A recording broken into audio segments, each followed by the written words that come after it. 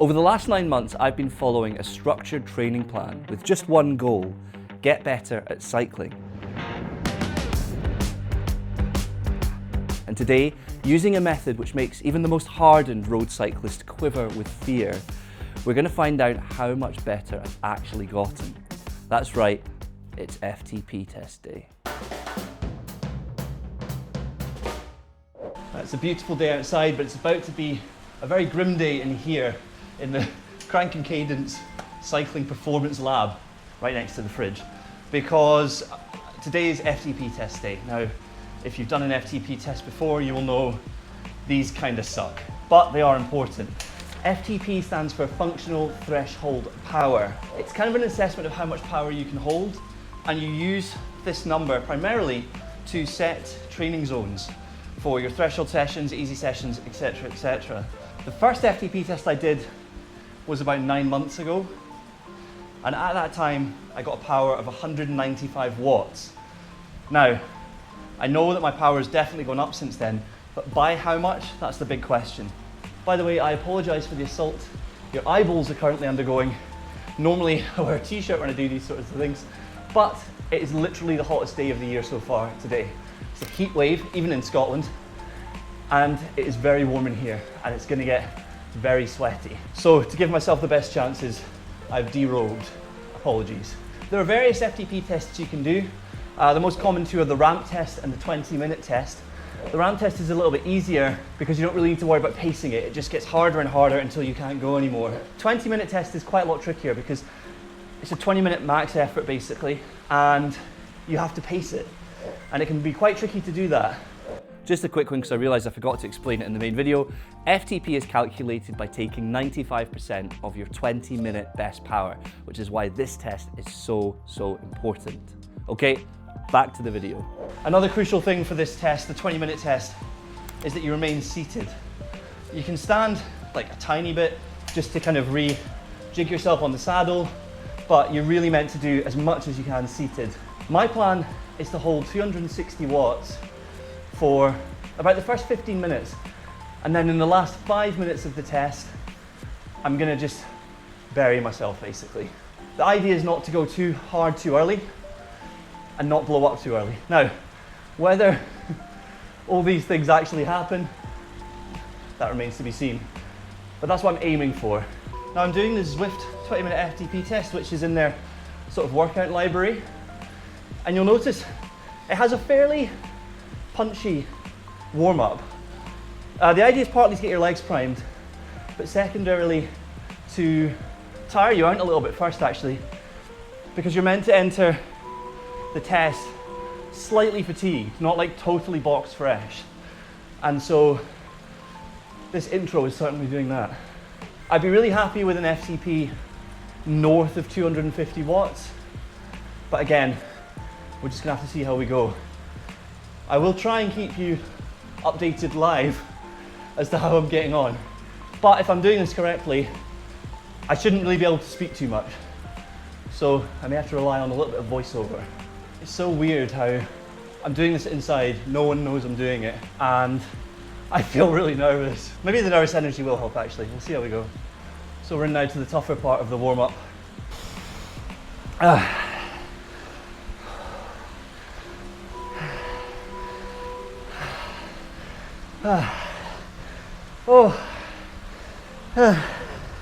Okay, that's the warm-up done.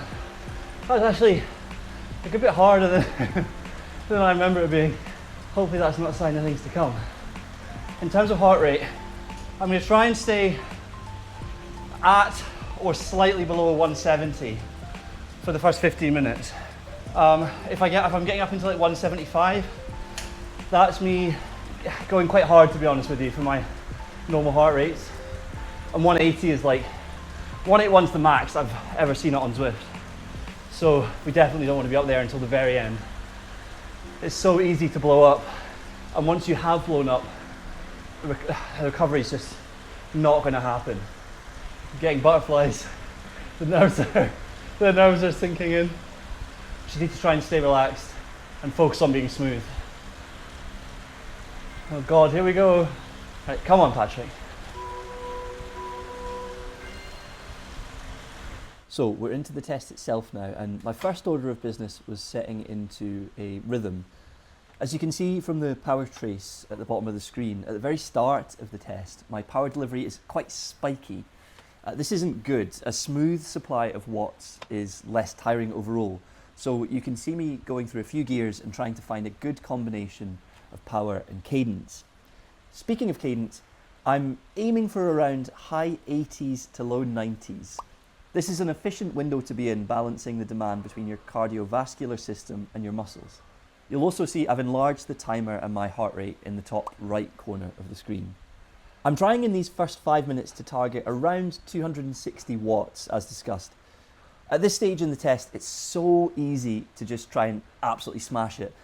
260 watts doesn't feel too challenging yet, but at this stage of any 20-minute effort, you're running on fast energy systems within your body that won't last. It's crucial to pace correctly so you don't just bury yourself in a hole you can't climb out of.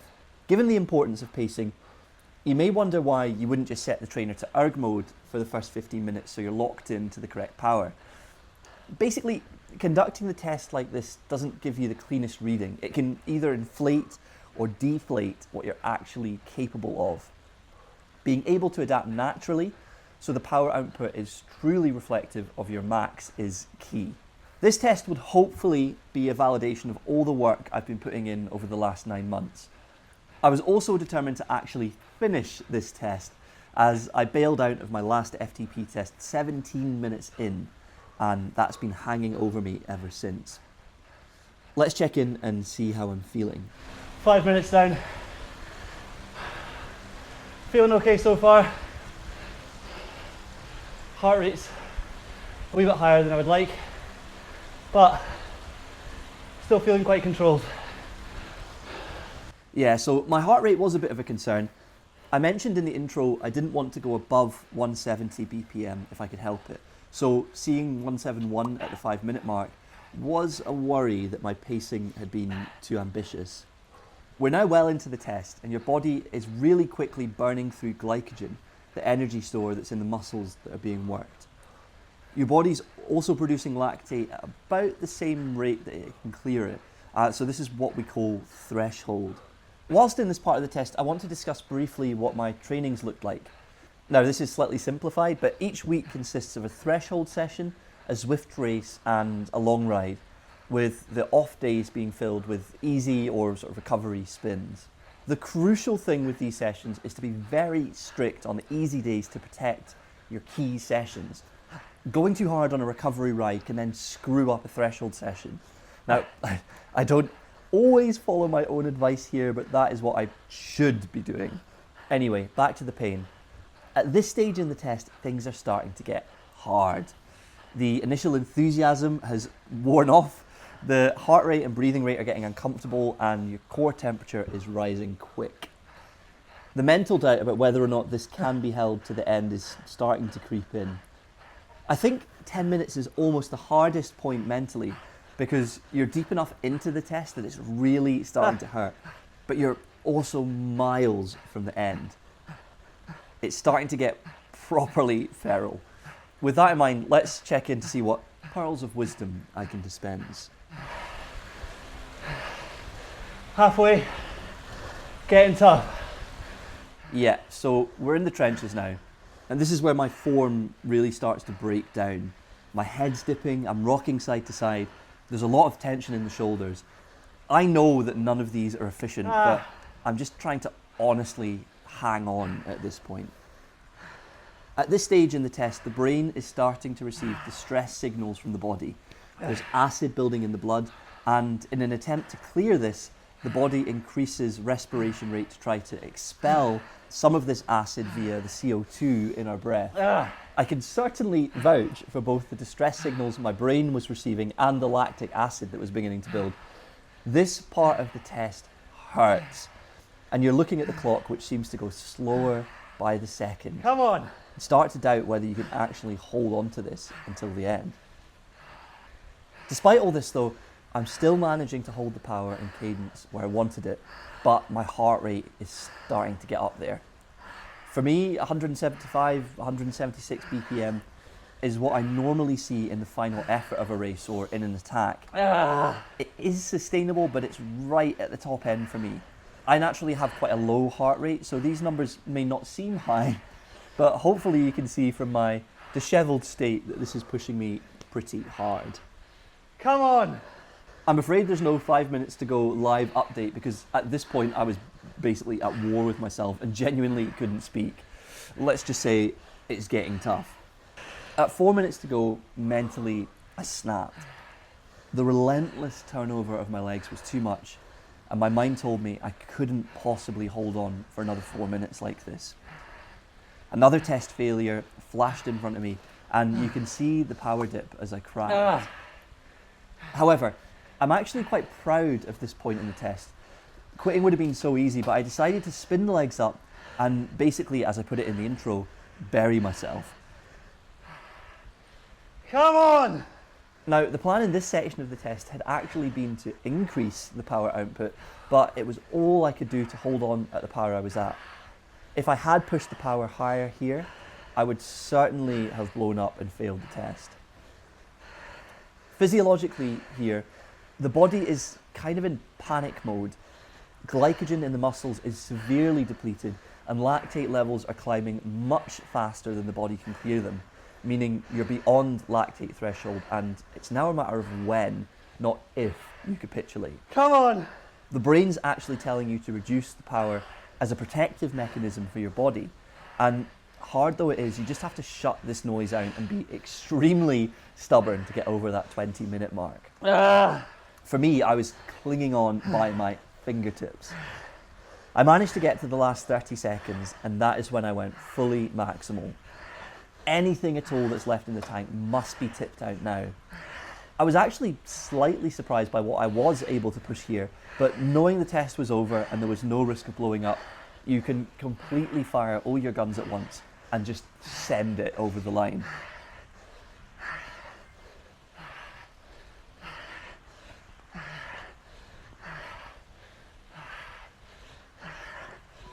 The relief as you cross the line is so sweet, and as you can see, I conducted myself in the minutes after the test with the utmost dignity.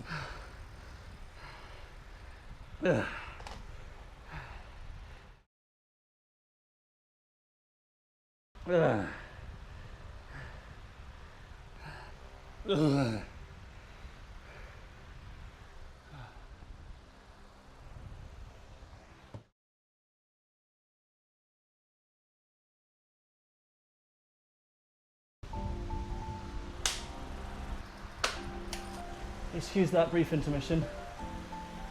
That was exceedingly unpleasant. So, am I happy?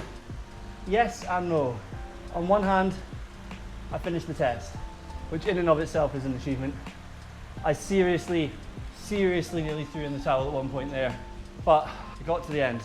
In terms of power, happy and unhappy. I basically matched my best 20-minute power. My 20-minute best is 260 watts. However, that's during a race with standing / sprinting involved. Entirely seated, that will have been my best ever. I was hoping for a little bit closer to 270 on the test, and therefore a north of 250 watt FTP. Didn't quite get there. I had big plans of putting down more power in the last 5 minutes, and it was all I could do to hold where it was. The last 30 seconds or so, that was a full unload. I couldn't have put any more into that. And so in that sense, I'm happy too, because I think it's easy to come away from these tests and think, you know, in about half an hour's time, oh, I could have done more there. I couldn't have done any more there. That was max. So we have a good number to work with now for training in the future, and we have a good idea of where we stand. It's a little bit below where I thought we were, but not a disaster. And at least I made it to the end. And that took some serious mental fortitude to keep going to the 20-minute mark there. So there we have it. Over the last 9 months of structured training, my FTP has jumped from 195 watts all the way up to 247 watts, which is around about 6 watts per month improvement. It's not quite what I'd hoped for. I'd hoped to be north of 250, but I'll take it. Thank you so much for watching. If you've enjoyed this video, please do remember to hit subscribe down below, and I'll see you in the next one.